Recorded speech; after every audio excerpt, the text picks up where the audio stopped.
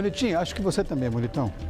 Na época da gravidez, são comuns as incertezas sobre a gestação e a vida do bebê, principalmente se você é uma futura mamãe, mas nesta embarcação pela primeira vez.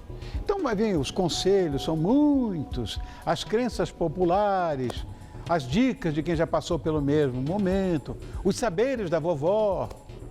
No que confiar? Afinal, a sua saúde e a do seu pequenino estão em jogo. Foi por isso que nós preparamos um momento a sós com esse profissional tão competente, autor do livro Gestação, Mitos e Verdades, sob o olhar do obstetra, parceiro nosso, no qual eu escrevi com todo carinho o prefácio. É mole ou quer mais? Boa noite, o ginecologista Domingos Mantelli. Fala, meu brother. Como vai, Rony? Tá bom, queridão? Graças a Deus, tudo em paz, um prazer estar aqui novamente com você. Deixa eu ver o livro, aqui ó. Esse é o seu exemplar autografado. Oh, aqui está. Para quem eu mostro o livro do domingo? Aqui, ó, ali está. Tá vendo? Oh, mas tem aqui um autógrafo grande. Obrigado, meu irmão. Obrigado, querido. Imagina, eu que agradeço do maravilhoso prefácio que você dedicou. Vou ler esse prefácio. Tá, onde é que está ele? Tá aqui? Tá bem aqui no início. Sumário. Logo depois do sumário. Agradecimentos. Prefácio, aqui, ó. Prefácio do tio Rony, no livro do Domingos, aqui, ó. Mostrou para quem eu mostro? Para você? Oh, beleza, aqui. Aí, Pascoal. Prefácio. Tio Rony escreveu. Muito bem. Amigo, meu velho, muito prazer em te ter de volta aqui ao programa, já é parceiro nosso. Prazer é todo meu. É uma coisa mais de mitos e verdades hoje o nosso assunto, né? Eu acho que a gestação é um período mágico. Eu vivi isso com duas mulheres, né, na minha vida e era uma espécie de encantamento, né? E é um momento mágico da vida do casal. Mas também tem muitas inseguranças, tem muitas dúvidas. A primeira delas é, inclusive, a concepção. Não sei se é mito ou verdade, mas é verdade que a frequência das relações sexuais faz com que as chances de engravidar aumentem?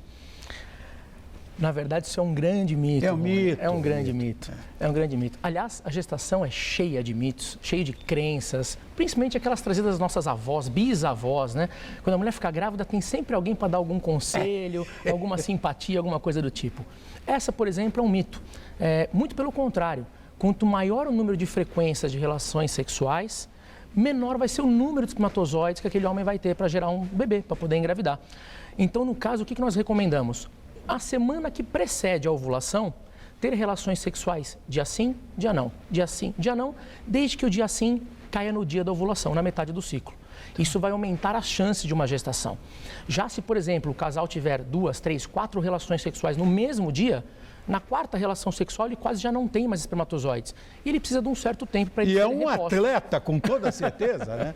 Verdade.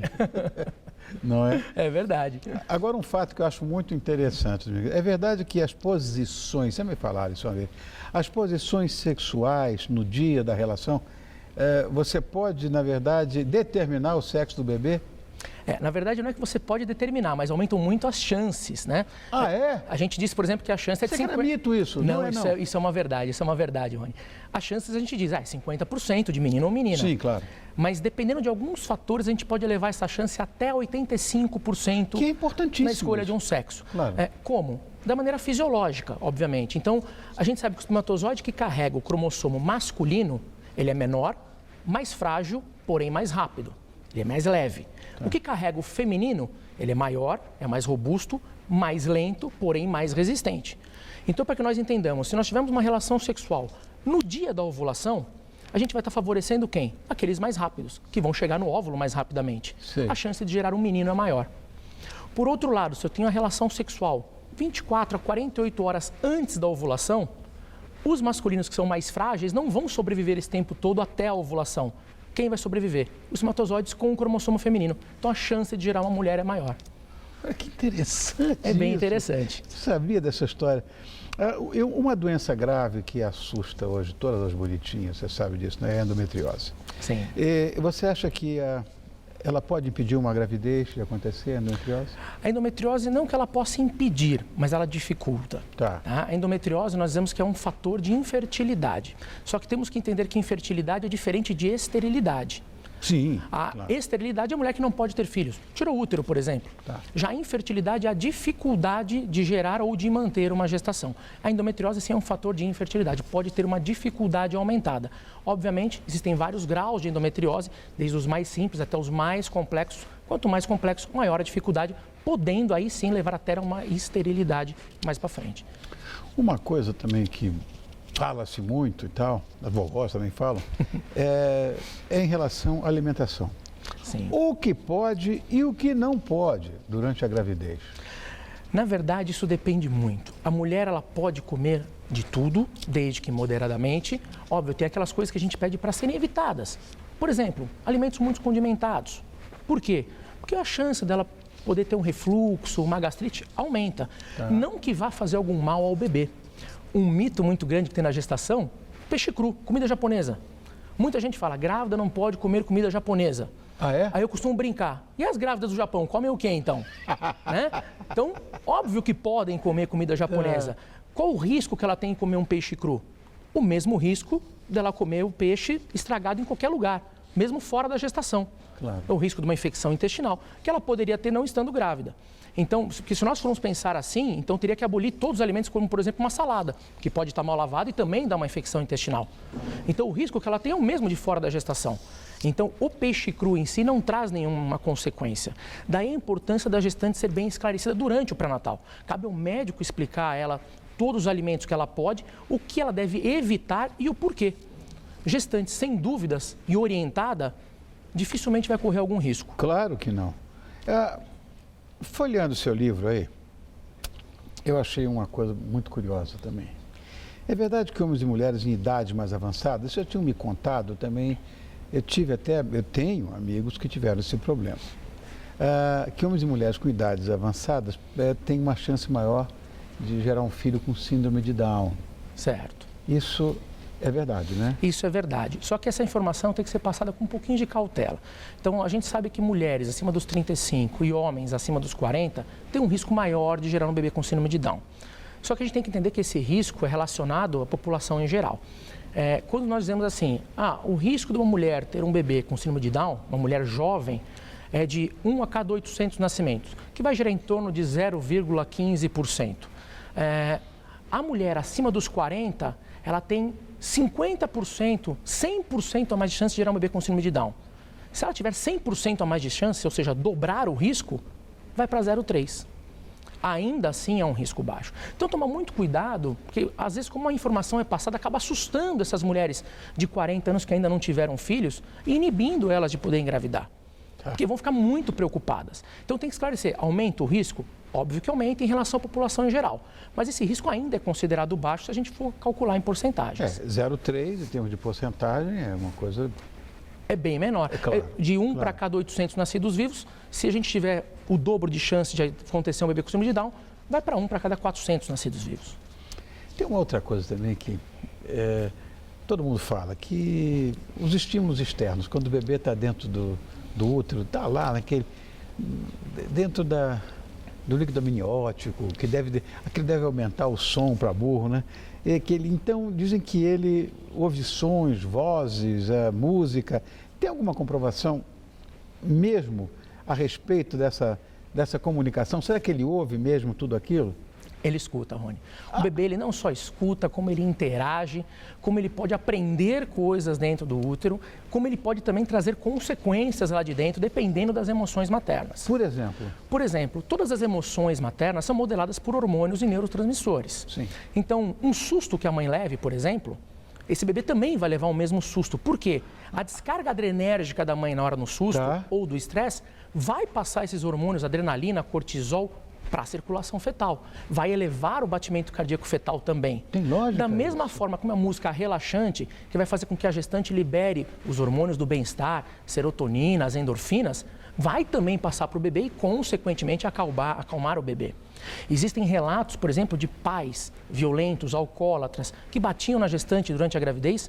Esse bebê, ao nascer, só de escutar a voz do pai, automaticamente entrava em desespero chorando.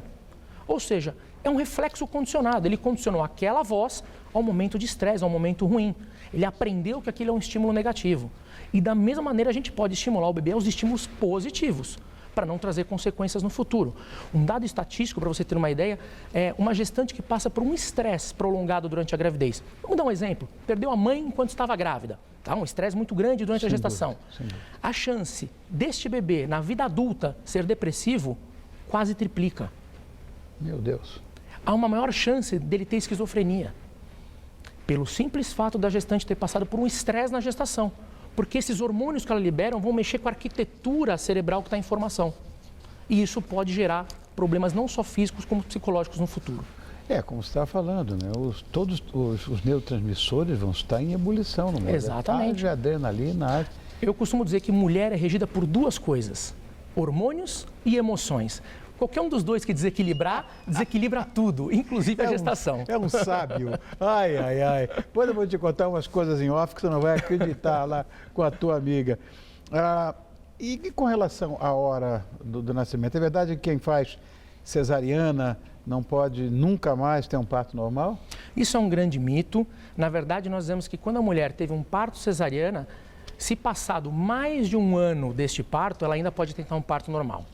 A partir da segunda cesariana, aí dali para frente vai ser sempre cesariana. Por quê? Nós temos uma cicatriz no útero. No caso de duas cesarianas, 2 cicatrizes no útero. E aí, se ela entrar em trabalho de parto, nós temos um risco muito maior de uma ruptura desse útero durante as contrações. E aí já não é mais indicado ela entrar em trabalho de parto. Entendi. Bom, mas se for um parto cesariana só, sem nenhum problema, ela pode tentar um parto normal ainda. Acabou você com essa placa insuportável aí na mão, e coisa que... Bom, mas pelo menos foi tudo, né? Falamos a pauta boa. Eu quero agradecer muito a você, Domingos, mais uma vez, nosso querido amigo e parceiro, Dr. Domingos Mantelli, cuja família é como se fosse minha também. O tio dele, mais velho, inclusive, tem o mesmo nome que ele, é meu advogado, meu amigo. A filha também, que é a Mônica. Eu quero mandar um beijo para a Mônica, inclusive, minha bonitinha. Para você também, Mantelli. Para a Terezinha, para todo mundo. Enfim, vou ficar aqui. Muito queridos, vou ficar o resto da vida aqui. Meu padrinho, né? Seu padrinho. Outro dia eu fui almoçar com ele e um outro contraparente seu falava, Minguinho. Pô, já um cara formal, todo, né? Um grande jurisconsulto e tal. Minguinho. Que é o Mantelli, é seu nome, Exatamente. Domingos. Alguns me chamam de Minguinho na família também. Tem poucos Domingos na família, né? Bom, vamos mostrar o livro, então, do Domingos Mantelli, que o prefaciador recomenda até por motivos óbvios. Chama-se Gestação, Mitos e Verdades, sob o olhar de um obstetra. Você pode encontrar esses e outros esclarecimentos que nós falamos aqui. Obrigado, querido. Rony, eu que agradeço mais uma vez estar aqui com você. Beijo. Um beijão. Para todo mundo. Obrigado. E aí, Mônica?